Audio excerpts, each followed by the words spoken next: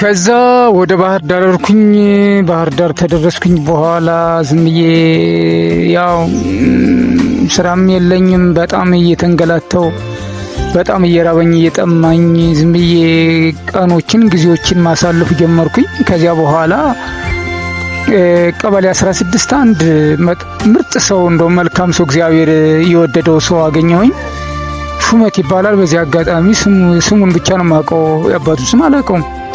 አሁን በጣም ፈዝዤ ዝም ብዬ እያለቀስኩ ቁጭ ብያንን በተፈናቃይ የተሰጠኝ ወረቀት አለ፣ ተክልልም ተዞንም የተሰጠኝ ወረቀት አለ። እሱን ይዣለሁኝ።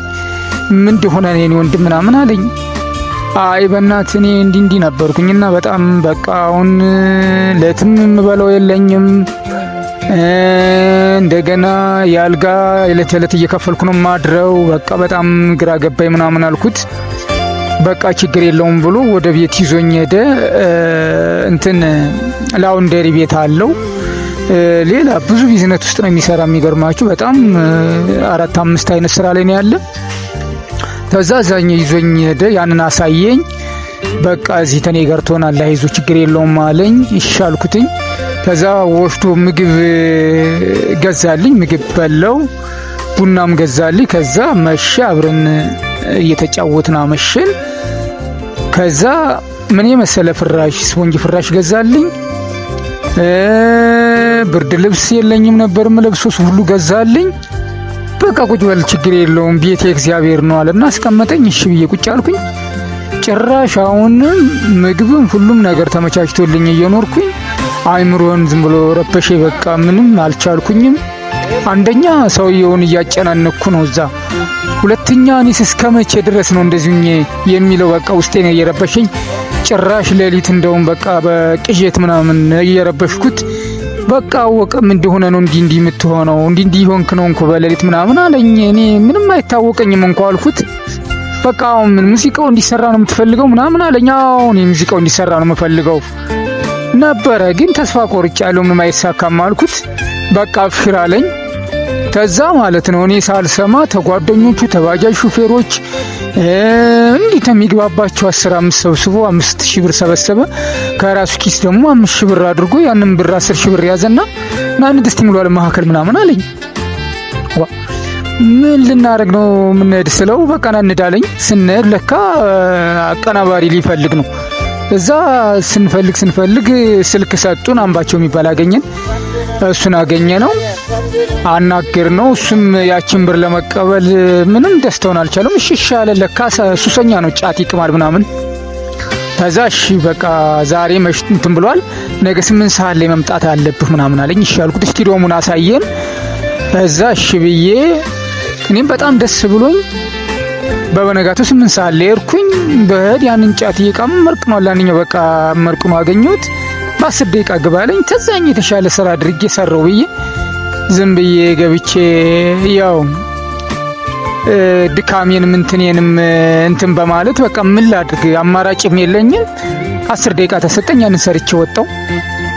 ከዚያ በኋላ ያንን እውነትም ያው የተሻለ ልጁ በእርግጥ የራሴ ደካማነት ነው እንጂ ቢቅምም ስራ ይችላል፣ ባህላዊ ነገር ይችላል። ከዛ ያንን ጨርሶ ያን የቀረውን ብር ሰጠው። ሙዚቃውን ተቀበልኩትኝ። እሱን ይዤ ዝም ብዬ ከሱ ጋር መኖር ጀመርኩ። ከዛ ሳስበው እስከመቼ ነው እኔ እንደው ይህንን ይዤ እንዴት ነው የምሆነው? እንግዲህ መቼም ቪዲዮ መስራት አልችልም። ስለዚህ የኦዲዮም እኮ ይጫናል መሰለኝ። እስቲ ላጠያይቅ ብዬ ሰዎችን መጠየቅ ጀመርኩኝ። አይ ዩቲዩብ ያላችሁ አዲስ አበባ ናችሁ እንጂ እዚህ የሉም ምናምን አሉኝ።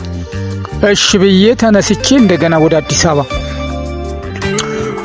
መጣሁኝ። አዲስ አበባ ሳልመጣ በፊት ጠየቅኩት፣ አስፈቀድኩት። እኔ ሹመቴን ነገር ስተመቼ ይዘዋለሁኝ ልድና በቃ ኦዲዮም ቢሆን ይሸጣል አሉ። ዝም ብዬ ዩቲዩብ ላይ ልጫ ነው ምናምን ስለው እንዴ ችግር የለውም በቃ እድና እንትን በለውም የሚሸጥ ከሆነ አለኝ። ከዛ እንደገና ቲኬት ቆርጦ ምናምን ያንን በቃ አመቻችቶ ሰደደኝ አዲስ አበባ መጣሁ። ዩቲዩብ ያላቸውን ሰዎች ሳልጠያይቅ ጋሪያ ቲዩብ የሚባል አለ፣ ንፋስ ስልክ ላፕቶፕ ነው ያለ ሰውየው ጄሞ አንድ ማለት ነው። እሱ ጋር ሰው አገናኘኝ። ከዛ በኋላ ተዋዋል። ህጋዊ ማህተብ ረግጦ የቲተር መቶ ምናምን ሰጠኝ። ከዛ እኔም ደስ ብሎኝ 100 ቪው ከታየ ነው የምከፍልህ 100 ተደረሰ 50% 50 ለኔ 50 ላንተ ብሎ ሰደደኝ። እሺ ብዬ ያንን ጨኜ ከዛ የግል ስራዬን እንግዲህ ወደ ሹመት እጄ ዝም ብዬ ስራ ይፈልግልኝ እንጂ አዲስ አበባማ አልዘልቀውም ብዬ ተስፋ ቆርጬ ዝም ብዬ ወደ ሱለድ እንዳሰብኩኝ ከዛ እያልኩ እያለሁ በቃ ዝም ብዬ ተሳፈርኩኝና ሰንብቻለሁ። የተወሰነ ቀን ወደ ባህር ዳር አርኩኝ ተመልሼ። ከዛ ያንን እንዲህ ነው እንትኑን ሁሉ ሰጥቶኛል። የዩቲዩብን እንትን ማለት ነው የፕላትፎርሙን ሰጥቶኛል። ከዛ ያን እያሳየው እውነትም ሰው እያወረደው ደና እየታየ ያለ ምንም በቃ ተዚህ ገባ ሳይባል ዝም ብሎ ፕራይቬት ያደረገው ዘፈኑ። በኋላ ስደውልለት ጭራሽ አያናግረኝም። ዋ አረ ሹመቴ ነገር ምንድነው እንደዚህ ያደረገኝ ስለሆነ ምን አውቃለሁ እንደሆነ ወይ ሊሰርቅህ እንደሆነ እኔ ምን አውቃለሁ ምናምን አለኝ። ከዛ ተነስቼ እንደገና ደግሞ ያዘዘበት መሳፈሪያ ብር ሰጠኝ። ተመልሼ ወደ አዲስ አበባ መጥቼ ስጠይቀው አንተ ብሎ ዘፋኝ አንተ አሁን ዘፈን ነው አሁን ዘፋኝ አንተ ብሎ ዘፋኝ ዞር በል እባክህ ሁለተኛ እዚህ ቪዲዮ እንዳትመጣ አለኝ። ተመጣህ አሳስርሃለሁ አለኝ። ነው አልኩት። አዎ እዛ አበድኩ አለቀስኩ አበድኩኝ። በቃ እሪ ያልኩኝ። አጋጣሚ ታክሲ ሹፌሮች ምናምን የኛ ሀገር ልጆች ነበሩ። እነሱ አገኙኝ ሳለቅስ ምን ሆነ ነው አሉኝ። እንዲህ አድርጎኝ ነው ምናምን ብዬ ያን ውሉን አሳየኋቸው። እናቱን ፍርድ ቤት አትከሰውም እንዲህ ምናምን አሉኝ። እንዴት አድርጌ ነው የምከሰው ስል ዝም ብለማ ሄድና ጸሐፊዎችን አማክራቸው ምናምን አሉኝ። ከዛ እንደገና ልደታ ፍርድ ቤት እጄ ሳማክር አንተ አትዘልቀውም፣ ይሄንን ገምተህ ለመክሰስ ገንዘብ ያስፈልጋል፣ ብዙ ነገር ያስፈልጋል፣ ይሄን ለማጻፍ ራሱ 10 ሺህ ብር ነው የሚልህ፣ ስለዚህ የድህነት ወረቀት ሄድና ሄደህ አጽፈህና አሉኝ። እንደገና ተመልሼ ወደ አገር ቤት እጄ ወደ ጎጃም እጄ የድህነት ወረቀት ቀበሌ አጽፌ ያን ይዤ መጥቼ ፍትህ ሚኒስቴር ገባው። አዲስ አበባ ማለት ነው። ፍትህ ሚኒስቴር ጠበቃ በነጻ ገዛልኝ። ከዛ ከሰስኩት። ከዛ 7 ወር ከሱ ጋር አዲስ አበባ መኪና እያጠብኩኝ አልጋ እየከፈልኩ ምግቡ አይወራም የሆቴል ትርፍ እንጀራ እየበላው 7 ወር እንደውም ጭራሽ አላውቀውም ውልም የለኝም ምንም የለኝም ብሎ ተከራከረኝ። እኔም ከዚያ በኋላ በጣም ተናድጄ ልኩ ውስጥ ገብቼ በቃ ዝም ብዬ መኪና እያጠብኩ የወረቀትና የአንዳንድ ኮፒ ሁሉ እያወጣሁ ማለት ነው። ጠበቃውም ያንን አገዘኝ። እንደዛ አድርገን ከሰስነው 7 ወር አንከራቶኝ አሻራ ሁሉ አስመርምሬው እዚህ እንትን ኢሚግሬሽን ማለት ነው 700 ወር ከፍያ አሻራ አስመረመርኩት። የፈረመበት ውል ሁሉ ተገኘበት። ከዛ መንግስት ቀጣው፣ ዘፈኑን መለሰልኝ። የተወሰነ ብርም ቀጣው፣ ያንንም ብር ሰጠኝ፣ ለመንግስትም ከፈለና እንደዚህ አድርጌ ከዛ በኋላ ያንን ስራ ይዤ አሁንም ተመልሼ ወደ ባህር ዳር አልኩኝ።